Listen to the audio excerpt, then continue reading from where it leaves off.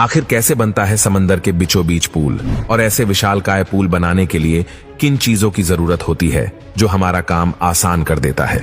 दोस्तों, जब भी आप किसी नदी या समुद्र पर बने पुल यानी ब्रिज को देखते होंगे, तब आपके मन में एक सवाल तो जरूर आया होगा कि आखिर इतने गहरे पानी में ये पुल कैसे बनाते होंगे और कैसे इन पिलर के सीमेंट को पानी के बीच में सेट करते होंगे, क्योंकि पुल और उस पर चलने वाले सारे वाहनों का वजन इन्हीं पिलर पर आता है।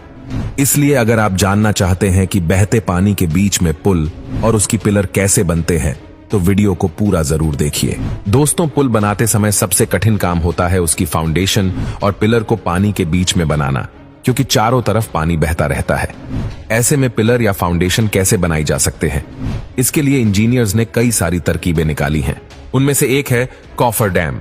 कॉफर डैम एक स्टील का टेम्परेरी स्ट्रक्चर होता है जो कि कई सारी स्टील पाइल्स से मिलकर बनाया जाता है। आपने मकान को बनते तो देखा ही होगा, तो आपने ये चीज तो जरूर नोटिस की होगी कि जो सपोर्ट के लिए उपयोग किया जाता है वो भी एक प्रकार का पिलर ही होता है। ठीक इसी प्रकार कई सारे स्टील पाइल्स से मिलकर कॉफर डैम बनाया जाता है। पानी की गहराई और पिलर के हिसाब से कॉफर डैम अलग अलग साइज के हो सकते हैं और जरूरत के हिसाब से यह कभी गोल बनाई जाते हैं तो कभी रेक्टेंगल शेप में। इसके बाद इन कॉफर डैम को जहाज में फिट मशीन की सहायता से उठाकर पुल की लोकेशन पर पहुंचा देते हैं। फिर धीरे धीरे इसे पानी में डालते हैं। इसके बाद एक मशीन की सहायता से कॉफर डैम को साइड से ठोक ठोक कर अच्छे से पानी के नीचे की सतह में फंसा दिया जाता है ताकि वह अच्छे से सेट हो जाए।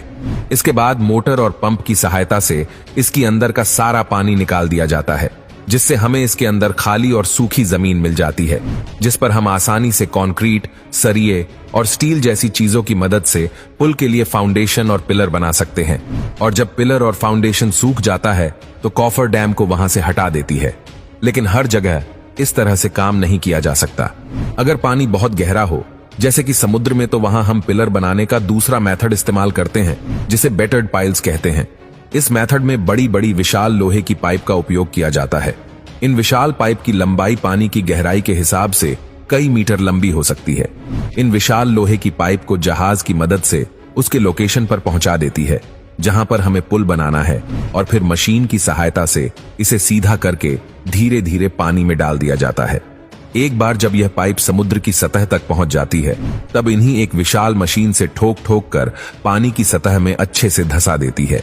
फिर कंक्रीट और सलिए की मदद से इस पाइप को भर देते हैं। एक बार जब यह पाइप सेट हो जाता है, फिर इसके बाद चाहे सुनामी आए या तूफान, इसे कुछ नहीं होता। अब पानी के बीचों बीच एक मजबूत और ठोस फाउंडेशन रेडी है जिस पर हम आसानी से पुल बना सकते हैं। एक बार जब पुल का फाउंडेशन और पिलर बन जाता है, तो उसके साथ साथ पुल की ऊपरी रोड वाले हिस्से का काम भी शुरू कर दिया जाता है।